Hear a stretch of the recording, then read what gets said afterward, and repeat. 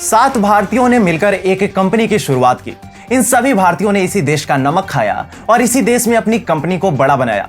इसी देश की शिक्षण संस्थाओं से शिक्षा प्राप्त की, इसी देश में रहकर नाम और दाम कमाया।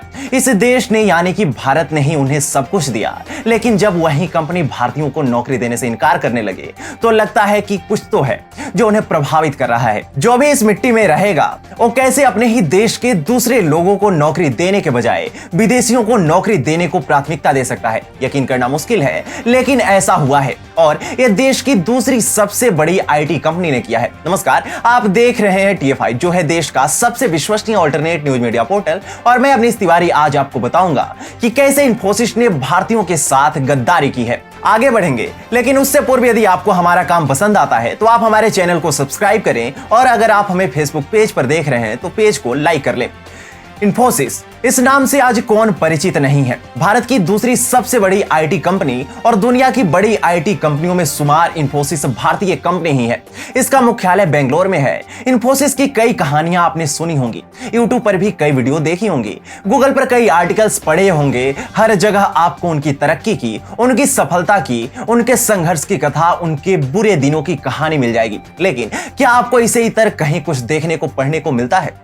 मुझे यकीन है नहीं मिलता होगा, क्योंकि कंपनी अपने विरोध कुछ भी बर्दाश्त नहीं कर पाती है। इसलिए उनकी PR टीम हर वक्त इसी काम में लगी रहती है कि कंपनी के विरोध कोई भी स्टोरी ना हो। लेकिन आज हम आपको बताने जा रहे हैं, हम जो बताने जा रहे हैं हो सकता है उसके बाद इन्फोसिस हमें नोटिस भेज दे, हो सकता है वो हमारे विरोध कोर्ट चले जाएं, कुछ भी हो सकता है, क्योंकि हम उनके विरोध आपके सामने कुछ चीजें रखने जा रहे हैं, कुछ तथ्य रखने जा रहे हैं। NR नारायण मूर्ति ने अपनी पत्नी से 10,000 रुपए लेकर कंपनी की शुरुआत की थी। ऐसी कहानियां मीडिया में बेचने वाली इन्फोसिस को इसका जवाब देना चाहिए कि आखिरकार अमेरिका में वो भारतीयों को नौकरी क्यों नहीं दे रहे थे। क्यों इन्फोसिस ने अपने HR को यह निर्देश दे रखा था कि भारतीयों की भर्ती नहीं कर रही है?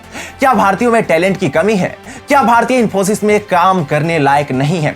भारतीयों से NR नारायण मूर्ति को इतनी दिक्कत क्या है? यह बात हम यूं ही नहीं कर रहे हैं, बल्कि हाल ही में इन्फोसिस की अमेरिकी यूनिट के टैलेंट एक्विजिशन की पूर्व उपाध्यक्ष जिल प्रेजिन ने अमेरिकी अदालत में यह जानकारी दी है।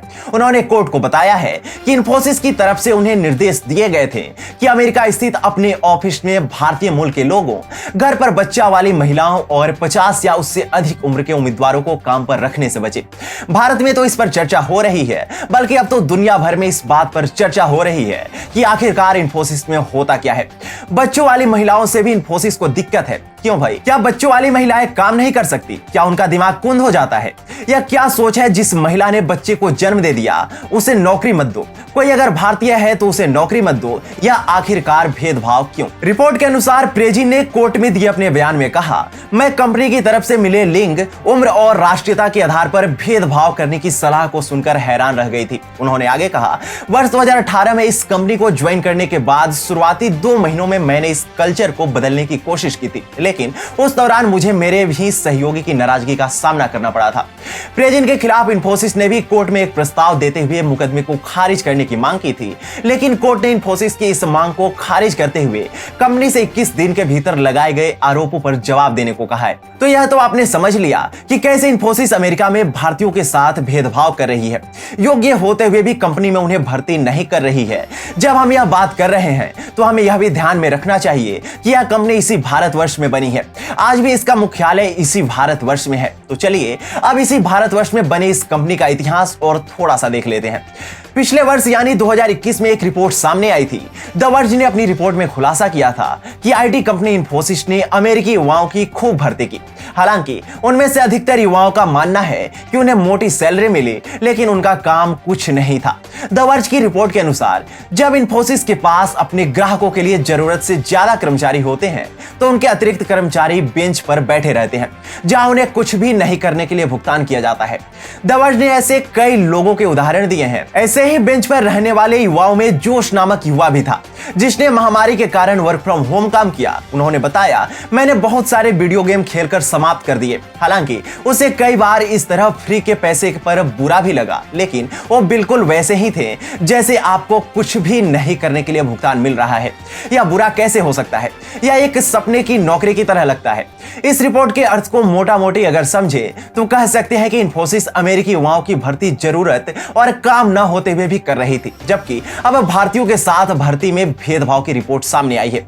चलिए अब और आगे बढ़ते हैं। आपको याद ही होगा कि कैसे वित्त मंत्रालय ने सार्वजनिक तौर पर इन्फोसिस को समन किया था।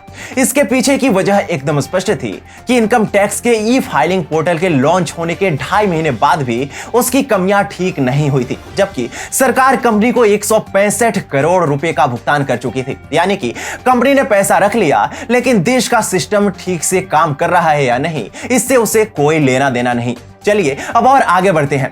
जब रूस यूक्रेन के बीच में युद्ध हुआ तो भारत ने इस पर देश हित को ध्यान में रखते हुए एक तरह से न्यूट्रल रहने का निर्णय किया। भारतीय कंपनियां भी भारत सरकार के अनुसार न्यूट्रल रहीं और रूस में काम करती रहीं, जबकि पश्चिमी देशों की कंपनियों ने रूस में अपना कारोबार समेटना शुरू कर दिया। पश्चिमी देशों की कंपनियों का ऐसा करना समझ भी आता है, क्योंकि पश्चिमी देश भी रूस के विरुद्ध खड़े हैं। लेकिन एक भारतीय ने भी रूस में अपना कारोबार बंद किया था, और यह कोई और नहीं बल्कि इन्फोसिस ही थी।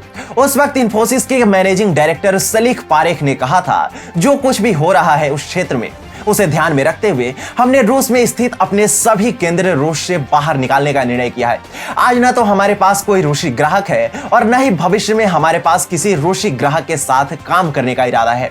इन सभी घटनाओं को देखें, इनको समझें, और अब जो खबर सामने आई है कि इन्फोसिस ने भारतीयों को नौकरी देने से इनकार किया था, तो समझ में आता है कि इन्फोसिस ने भारत और भारतीयों के हित से ज्यादा सदैव अपने निजी एजेंडे को फॉलो किया है।